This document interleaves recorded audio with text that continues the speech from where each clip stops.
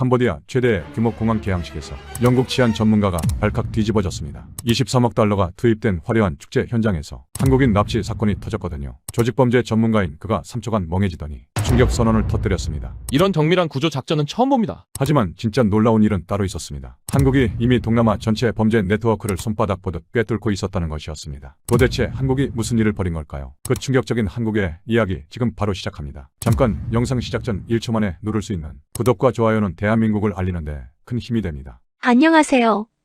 저는 영국에서 국제 치안과 조직범죄 분석 일을 하고 있는 에드워드 할리입니다. 22년간 이 분야에서 일하면서 세계 곳곳의 범죄 현장을 다녀봤지만 캄보디아에서 겪은 일만큼 충격적인 경험은 없었죠.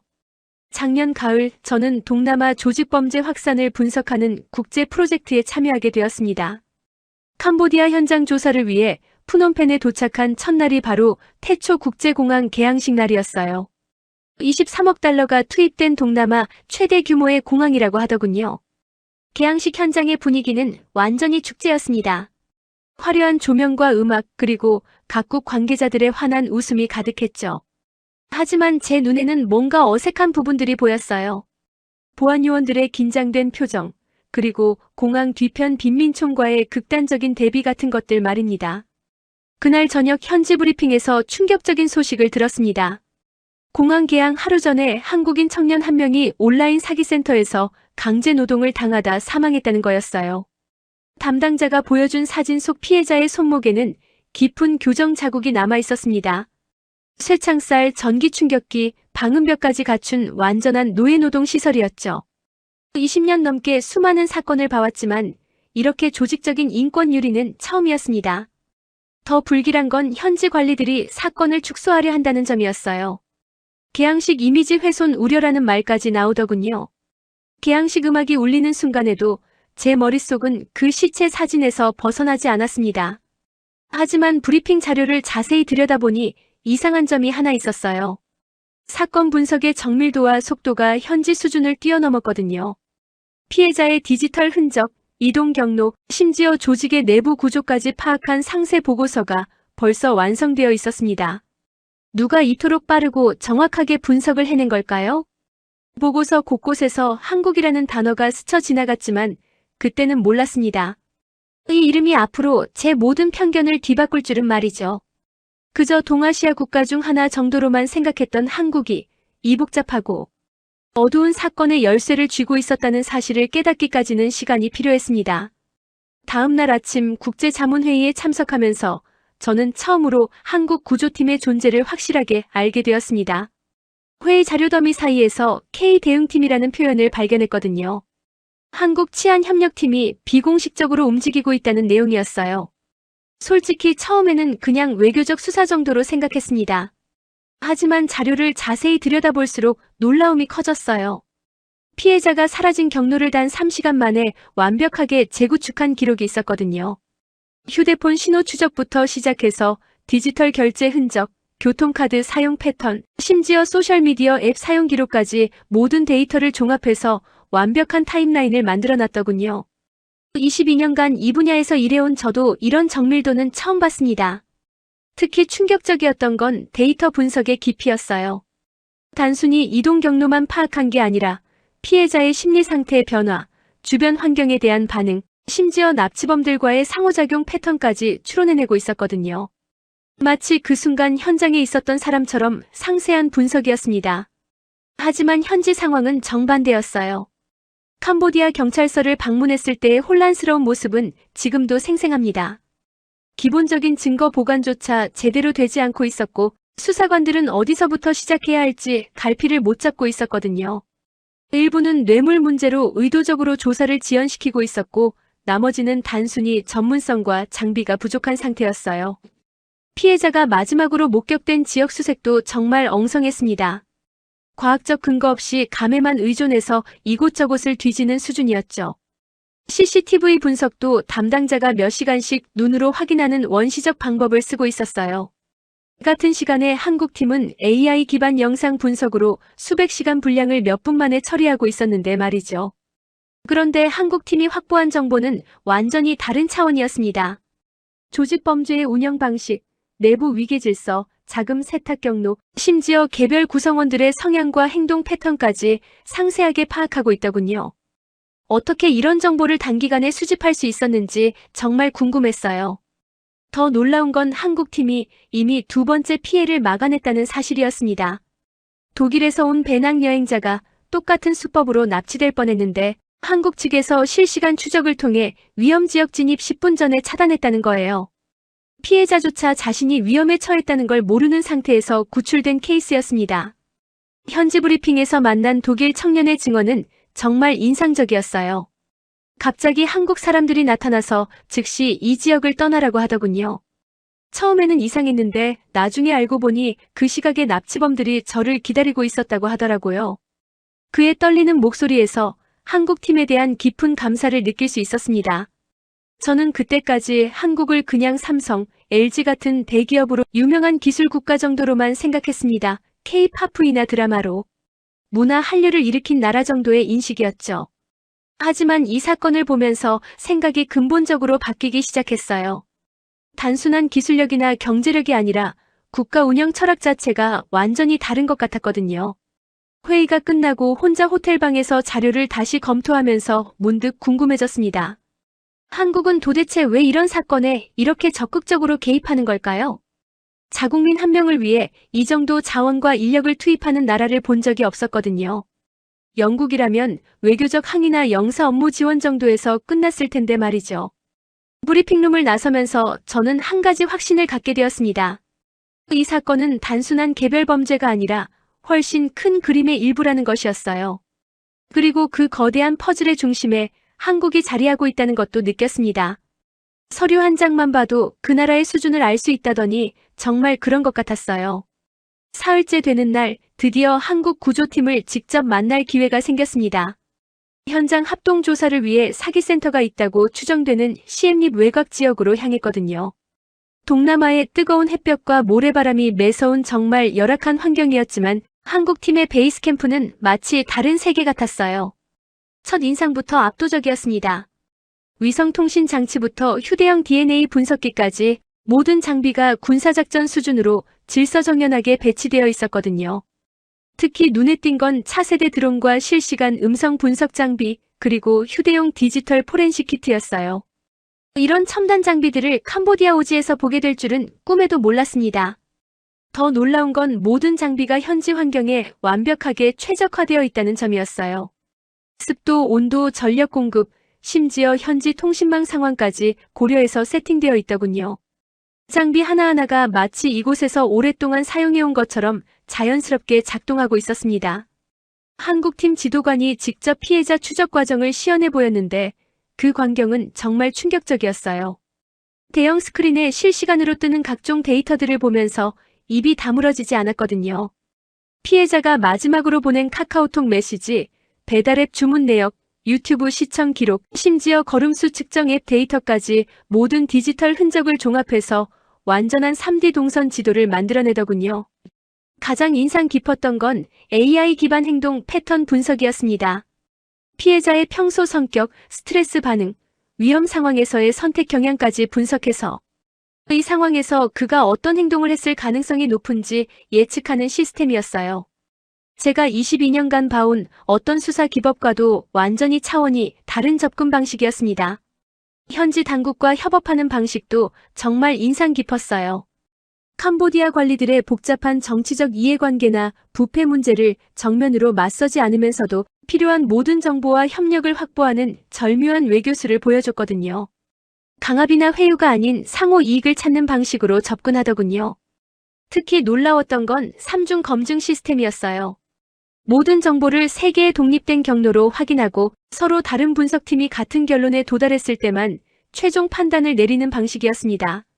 원칙과 속도 그리고 정확성이 완벽하게 조화를 이룬 시스템이라고 느꼈어요. 온라인 사기센터의 내부 구조 파악 과정은 정말 경이로웠습니다. 건물 외관 사진 몇 장과 주변 상가 CCTV 영상만으로 내부 층별 구조, 전기 배선도 심지어 화장실과 비상구 위치까지 정확하게 추론해내더군요.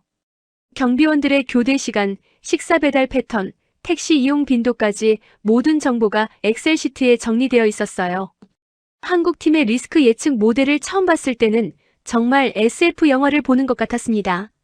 조직의 과거 대응 패턴을 빅데이터로 분석해서 언제, 어떤 방식으로 반격할 가능성이 높은지를 시간대별로 그래프로 보여주더군요. 컴퓨터 화면에 실시간으로 업데이트되는 위험지수를 보면서 저는 완전히 넋을 잃었습니다. 무엇보다 감동적이었던 건 팀원들의 태도였어요. 누구 하나 큰 소리를 내거나 자랑하지 않으면서도 현장 전체를 자연스럽게 통제하고 있었거든요. 마치 오케스트라의 지휘자처럼 보이지 않는 리더십으로 모든 상황을 조율하고 있었습니다. 회의 테이블 위에 놓인 정밀 SIM 카드 추출기를 만져보면서 문득 깨달았어요. 이들은 단순한 수사팀이나 구조팀이 아니라 하나의 완전한 생태계라는 것을 말입니다. 개별 전문가들의 뛰어난 실력도 인상적이었지만 그들을 하나로 연결하는 시스템과 철학이 더욱 놀라웠어요. 그날 저녁 호텔에서 하루 종일 본 것들을 정리하면서 저는 처음으로 제 편견을 내려놓기로 했습니다. 지금까지 동아시아 국가들을 과대평가한다고 생각했는데 한국의 경우는 정반대로 과소평가하고 있었던 건 아닌가 싶었거든요. 닷새째부터 상황이 복잡해지기 시작했습니다. 현지 당국의 태도가 급격하게 바뀌었거든요.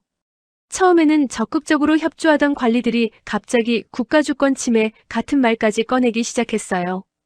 한국팀의 활동에 대해 노골적으로 불편함을 표출하더군요. 더 심각한 문제는 정보 유출 가능성이었습니다. 한국팀의 작전 정보 일부가 중국계 범죄 조직에 흘러들어갔다는 첩보가 들어온 거예요. 우리 팀 내부에 누군가 정보를 새어나가게 하는 사람이 있다는 의심이 들기 시작했습니다. 그때 저는 한국팀 지도관과 처음으로 갈등을 빚게 되었어요.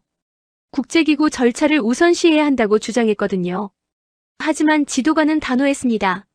절차보다 피해자의 안전이 더 중요하다면서 작전을 계속 추진하겠다고 하더군요. 그날 우리는 정말 날선 대화를 나눴습니다. 이해관계가 얽힌 외국 전문가들 사이에서도 의견이 갈리기 시작했어요. 일부는 사건을 조용히 축소하자고 주장했고 다른 일부는 더 강력한 조치가 필요하다고 맞섰습니다. 국제기구 관료주의의 민낯을 적나라하게 보는 느낌이었어요. 긴장된 회의실 분위기 속에서 각국 대표들은 자국의 이익만 따지고 있었습니다. 정치적 고려사항, 외교적 파급 효과, 경제적 손실 같은 말들만 오가더군요. 우리가 이런 식으로 지체하는 동안에도 피해자들은 계속 사라지고 있다는 사실은 아무도 신경 쓰지 않는 것 같았어요.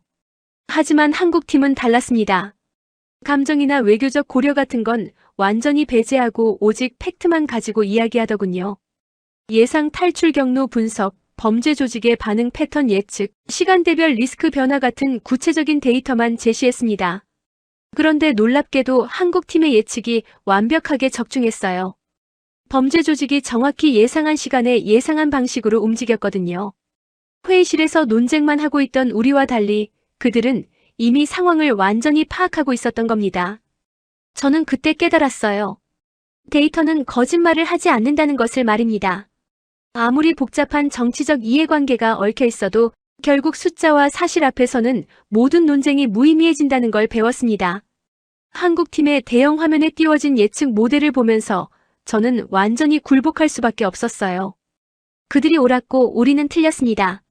이 문제는 단순한 구조작전이 아니라 복잡한 외교 문제이기도 했지만 그렇다고 해서 피해자를 포기할 수는 없었거든요.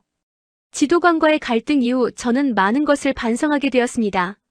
국제기구에서 일하면서 절차와 원칙에만 매몰되어 있었던 제 자신을 돌아보게 됐어요. 일주일째 되는 날 드디어 첫 번째 성과가 나타났습니다. 한국팀의 예측 모델이 지목한 패창고에서 신원불명의 유럽인 한 명을 구출하는 데 성공한 거예요. 그곳에는 정말로 한 남자가 쇠사슬에 묶인 채 있었습니다. 구출 과정에서 한국팀의 실력을 제대로 볼 수 있었어요. 현장 진입부터 피해자 확보까지 모든 과정이 정확한 매뉴얼대로 진행되었거든요.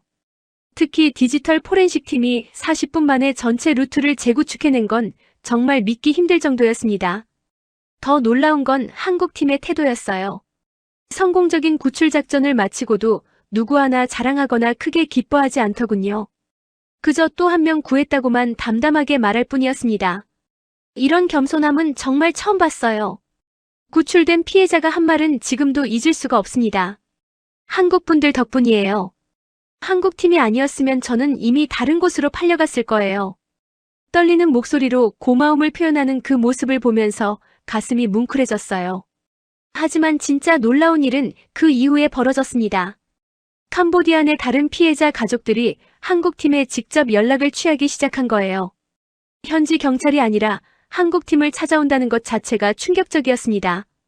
이들의 평가가 얼마나 급속하게 상승했는지를 보여주는 사례였죠. 폐창고 내부는 정말 끔찍했어요. 무거운 냄새와 후덥지근한 온도, 그리고 곳곳에 남아있는 폭력의 흔적들 말입니다. 그런 곳에서 한 사람의 생명을 구해냈다는 것 자체가 기적 같았어요. 이곳의 공기는 늘 무겁고 눅눅했지만 그날만큼은 조금 가벼워진 느낌이었습니다. 포렌식 팀이 모니터에 띄운 경로 지도를 보면서 저는 완전히 압도되었어요. 피해자의 이동 경로뿐만 아니라 조직의 대응 패턴까지 완벽하게 예측해낸 거거든요. 이건 단순한 운이 아니라 치밀한 계산의 결과였습니다. 동료들 간의 짧은 악수를 보면서 느낀 건 한 사람의 생존이 팀 전체의 사기를 엄청나게 끌어올렸다는 점이었어요. 작은 기적들이 모이면 정말로 흐름이 바뀌는구나 싶었습니다. 한국팀의 차분한 리포트 작성 과정도 인상 깊었어요. 성공한 작전에 대해서도 과장하지 않고 사실만 기록하더군요. 그들은 영웅이 아니라 장인 같았습니다. 묵묵히 자신의 일을 해내는 진짜 프로페셔널들이었어요. 저는 그때 처음으로 이 팀의 일원이라는 사실이 자랑스러워졌습니다. 지금까지 국제기구에서 일하면서 이런 자부심을 느낀 적이 없었거든요. 한국팀과 함께 일한다는 것, 그리고 그들의 방식에서 배울 수 있다는 것이 정말 영광스러웠어요. 하지만 성공은 곧 더 큰 위험을 불러왔습니다. 범죄 조직이 본격적인 보복에 나서기 시작한 거예요. 한국 구조팀 차량을 미행하는 오토바이들이 나타났고 우리 숙소 주변에서도 수상한 움직임이 포착되었습니다. 우리를 뒤따르던 오토바이가 3번이나 같은 골목을 도는 걸 보면서 등골이 오싹해졌어요. 현지 관리들의 조사 방해도 더욱 노골적으로 변했어요. 갑작스럽게 작전 승인을 취소하더니 공항개항 이미지 때문에 사건을 조용히 처리하라고 압박해왔습니다. 국가 이미지 훼손 우려라는 명목으로 진실을 막으려는 그들의 모습을 보면서 분노가 치밀어 올랐어요. 그들은 몇 명의 생명보다 체면이 더 중요하다고 생각하고 있었습니다. 특히 충격적이었던 건 일부 현지 관리들이 범죄 조직과 연결되어 있다는 사실이 드러난 거예요. 우리의 작전 정보가 실시간으로 새어나가고 있었거든요. 회의실에서 논의한 내용이 몇 시간 후 조직 측에 전달되는 상황이었습니다. 내부에 첩자가 있다는 의심은 팀 전체를 긴장시켰어요. 그런데 이런 위기 상황에서 한국팀의 진가가 더욱 드러났습니다. 위기관리 프로토콜이 완전히 다른 차원이었거든요. 국내 긴급지원본부와 실시간으로 연결된 대형 스크린을 통해 상황을 공유하고 지시를 받더군요. 마치 서울의 본부와 캄보디아 현장이 하나의 작전실처럼 움직이는 모습이었습니다. 본부에서는 즉시 추가 보안 요원을 파견했고 현지 팀에게는 새로운 안전 프로토콜을 전달했어요. 숙소 이전, 이동 경로 변경, 통신 방식 암호화까지 모든 것이 체계적으로 이루어졌습니다. 이런 신속한 대응을 보면서 저는 완전히 압도되었어요. 위험이 증가할수록 오히려 더 정교해지는 시스템이었습니다. 부패 세력의 은폐 시도도 한국팀 덕분에 적발되었습니다. 정보 유출 경로를 디지털 포렌식으로 역추적해서 내부 배신자까지 찾아낸 거예요. 휴대폰 통화 기록, 이메일 송수신 내역, 심지어 메신저 삭제 기록까지 복구해서 완벽한 증거를 확보했습니다. 부패 관리들이 당황하는 모습을 보면서 저는 통쾌함을 느꼈어요. 하지만 저도 이제 완전히 위험에 노출되었습니다. 한국팀과 함께 움직이다 보니 자연스럽게 범죄 조직의 주요 타깃이 된 거죠. 호텔 복도에서 낯선 사람과 마주칠 때마다 심장이 뛰었고 엘리베이터를 탈 때도 뒤를 돌아보게 되었어요. 이제는 제가 그들의 직접적인 목표가 된 느낌이었습니다. 새벽 작전 브리핑에서 한국팀의 대응 자세를 보면서 놀랐어요. 위험이 증가했다고 해서 물러서기는커녕 오히려 더 단단해진 모습이었거든요. 팀원들의 표정은 더욱 결의에 차 있었고 준비 과정도 더욱 치밀해졌습니다. 한국 본부에서도 끝까지 완수하라는 메시지와 함께 추가 지원을 약속했어요. 진실이 드러나자 악마들이 날뛰기 시작했다는 게 정확한 표현일 것 같아요. 빛을 싫어하는 어둠의 세력들이 본색을 드러낸 거죠. 협박 전화 미행, 심지어 우리 숙소 앞에 의문의 택배까지 배달되었습니다. 하지만 한국팀은 단 한 번도 무너질 기미를 보이지 않았습니다. 국내 본부와 연결된 큰 스크린 앞에서 실시간 상황 보고를 받는 모습을 보면서 깨달았어요. 이들은 개별 요원들의 단순한 집합이 아니라 진짜 하나의 유기체처럼 움직이고 있었거든요. 위험할수록 더욱 단결하고 압박이 클수록 더욱 정교해지는 조직이었습니다. 열흘째 되는 날 드디어 최종 작전에 돌입했습니다. 한국팀이 며칠 전부터 관찰해온 경비 교대 시간 11분 공백을 이용한 작전이었어요. 이 11분이라는 시간은 정말 기적 같은 기회였습니다. 조직의 보안이 가장 느슨해지는 순간이었거든요. 작전 전 마지막 브리핑에서 팀원들의 긴장감이 손에 잡힐 듯 했어요. 모든 것을 걸고 사기센터 내부로 진입하는 순간이었습니다. 한 번의 실수라도 있으면 지금까지의 모든 노력이 물거품이 될 수 있었죠. 저는 심장이 터질 것 같은 긴장감을 느끼면서도 한국팀의 침착함에 놀랐어요. 진입팀의 손신호를 보면서 우리는 완전히 다른 차원의 세계로 들어갔습니다. 통신망에 뜬 카운트다운이 초 단위로 줄어들고 있었고 작전 지휘실의 모든 팀원이 숨죽이며 상황을 지켜보고 있었어요. 각자의 역할이 완벽하게 분담되어 있었고 실시간으로 현장 상황이 본부로 전송되고 있었습니다. 드디어 철문이 열리는 순간 충격적인 광경이 펼쳐졌어요. 지하실 같은 공간에 쇠사슬에 찬 사람들이 눈을 뜨기 시작했습니다. 총 8명의 피해자가 구출되었는데 그 중에는 한국인뿐만 아니라 베트남, 필리핀, 심지어 유럽 출신까지 다양한 국적의 사람들이 포함되어 있었어요. 모두 온라인 사기센터에서 강제 노동을 당하고 있던 국제적 인신매매의 피해자들이었습니다. 피해자들의 상태는 정말 처참했어요. 장기간의 감금과 폭행으로 몸도 마음도 완전히 망가진 상태였거든요. 하지만 구조팀이 나타나자 그들의 눈에서 처음으로 희망의 빛이 보였습니다. 살았다, 정말 살았다는 중얼거림이 지하실을 가득 채웠어요. 범죄 조직 주요 간부들의 체포 과정도 한편의 영화 같았습니다. 한국팀이 미리 분석해둔 모든 도주 루트가 완벽하게 차단되어 있었거든요. 건물의 정문, 후문, 비상구, 심지어 하수도까지 모든 경로에 대기조가 배치되어 있었습니다. 그들이 아무리 도망치려 해도 빠져나갈 구멍이 하나도 없는 완전 포위 상태였어요. 가장 놀라웠던 건 캄보디아 현지 경찰의 태도 변화였습니다.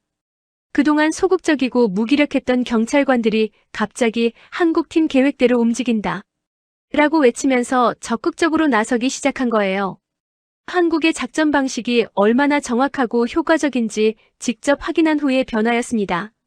체포 현장에서 조직 간부 중 한 명이 한국어로 어떻게 알았느냐고 물어보는 걸 들었어요. 완전 범죄라고 생각했던 그들로서는 모든 계획이 미리 파악당했다는 사실이 믿기지 않았을 거예요.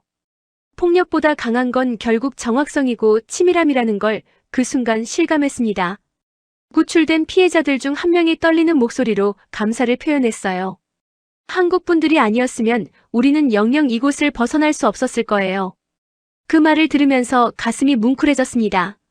이런 순간을 위해서 우리가 지금까지 모든 위험을 감수한 게 아닌가 싶었어요. 피로에 지친 현지 경찰관 중 한 명은 한국팀 지도관의 손을 꼭 잡고 눈물을 흘리더군요. 자신들의 무능함을 부끄러워하면서도 한국팀에 대한 깊은 존경을 표하는 모습이었습니다. 국경을 넘나드는 진정한 연대감을 목격하는 순간이었어요. 한국팀의 계산이 얼마나 정확했는지 다시 한번 실감하는 순간이었습니다. 이건 기적이 아니라 철저한 분석과 준비의 결과였어요. 그들은 우연이나 운에 기대지 않고 모든 변수를 고려해서 움직였거든요. 과학적이고 체계적인 접근 방식의 완전한 승리였습니다. 작전이 성공한 이후의 변화는 정말 극적이었습니다. 구조작전 성공 소식이 CNN, BBC 등 세계 주요 언론에 일제히 타전되면서 한국의 대응 시스템이 국제적으로 주목받기 시작했어요. 이번에는 한국이 다른 나라들보다 먼저 언급되는 완전히 새로운 상황이 펼쳐진 거죠. 사우스 코리어즈 이너베이티브 레스큐 아퍼레이션이라는 헤드라인이 전 세계를 장식했습니다. 캄보디아 내부의 부패 세력들도 연쇄적으로 조사에 들어갔습니다. 한국팀이 제출한 디지털 증거자료가 결정적 역할을 했거든요. 휴대폰 통화 기록부터 금융거래 내역까지 부패의 전체 구조를 낱낱이 드러내는 완벽한 증거들이었어요. 그동안 은폐되었던 수많은 사실들이 하나씩 수면 위로 떠오르면서 부패 관리들이 줄줄이 검찰 조사를 받게 되었습니다. 특히 감동적이었던 건 한국팀이 구출된 피해자들과 그 가족들을 만나는 방식이었어요. 언론이나 사진기자 한 명 없이 조용히 개별적으로 면담하는 모습을 봤거든요. 화려한 기자회견이나 홍보용 사진 촬영 대신 그저 조용히 가족들의 손을 잡아주고 앞으로의 치료와 회복 과정에 대해 세심하게 안내해 주었어요. 과시하지 않는 진정한 배려가 오히려 더 큰 신뢰와 감동을 만들어낸다는 걸 배웠습니다. 국제기구 내부에서는 완전히 전례 없는 일이 벌어졌어요. 한국의 K 피해자 추적 알고리즘을 다른 지역의 조직범죄 대응에도 적용하자는 공식 제안이 나온 거예요. UN 산하 조직범죄 대응기구에서 한국 모델을 시범 도입하겠다고 발표했습니다. 특정 국가의 시스템을 이렇게 적극적으로 벤치마킹하겠다고 나선 건 정말 처음 있는 일이었어요. 유럽연합 치안기구에서도 한국 팀과의 협력 방안을 논의하기 시작했습니다. 독일, 프랑스, 네덜란드 등에서 활동하는 동유럽 조직범죄에 한국의 노하우를 적용해보자는 움직임이었죠. 아시아의 한 나라가 유럽 치안 시스템에 영향을 미치게 된 역사적인 순간이었습니다. 세계 각국 언론들의 보도 방식도 완전히 달라졌어요. 이전에는 사건이 터진 후 뒤늦게 대응하는 식의 기사가 대부분이었는데 이번에는 한국이 미리 예측하고 차단해낸 선제적 대응이라는 점이 크게 부각되었습니다. 반응형 대응에서 예방형 대응으로의 패러다임 변화를 보여주는 사례로 분석되었어요. 한국팀은 떠날 때도 정말 조용했습니다. 성과를 자랑하거나 승리감을 드러내는 대신 그냥 묵묵히 정리하고 캄보디아를 떠났어요. 공항에서 그들을 배웅하면서 깨달았죠. 강한 진심과 전문성은 어떤 홍보나 마케팅보다도 훨씬 멀리 그리고 오래 간다는 걸 말입니다. 구출된 피해자 가족들이 한국팀 숙소 앞에서 눈물로 작별 인사를 하는 모습을 보면서 가슴이 뭉클해졌어요. 언어도 문화도 다른 사람들이지만 생명을 구해준 은인에 대한 감사의 마음은 국경을 초월한다는 걸 느꼈습니다. 이 모든 일이 결국 한 사람의 소중한 생명을 지키기 위한 것이었다는 근본적 가치를 다시 한번 확인했어요.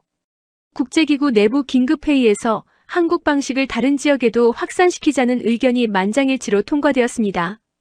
효율성과 정확성, 그리고 무엇보다 인간 생명에 대한 존중이 완벽하게 조화를 이룬 모델이라는 최종 평가가 나왔어요. 이제 저는 한국을 완전히 다른 시각으로 바라보게 되었습니다. 단순한 기술 강국이나 경제 대국이 아니라 위기 순간에 인간의 존엄성을 지켜내는 철학을 가진 나라로 보게 된 거죠. 그들의 진짜 힘은 첨단 장비나 화려한 기술이 아니라 그 모든 것을 움직이는 사람들과 그들이 공유하는 가치관에 있었습니다. 캄보디아의 어둠을 걷어낸 것도 국제사회의 새로운 기준을 제시한 것도 바로 한국이었습니다. 조용했지만 가장 강했고 겸손했지만 가장 확실했던 그들의 모습을 저는 평생 잊지 못할 것 같습니다.